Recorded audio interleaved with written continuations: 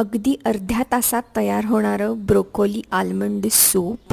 त्याच्यासाठी बटाटा, कांदा, लसूण, ब्रोकोली आणि बदामाचे तुकडे असं सूप मेकरमध्ये घालायचं.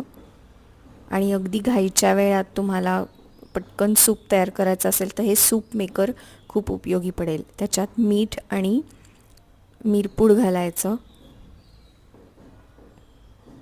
आणि मग पाणी घालायचं. त्या सूप मेकरवरच प्रमाण दिलेलं आहे तेवढं पाणी घालायचं आणि मग अर्धा तास ते सूप मेकर चालू करून त्याच्यात अर्ध्या तासात तुम्हाला सूप तयार करून मिळतं.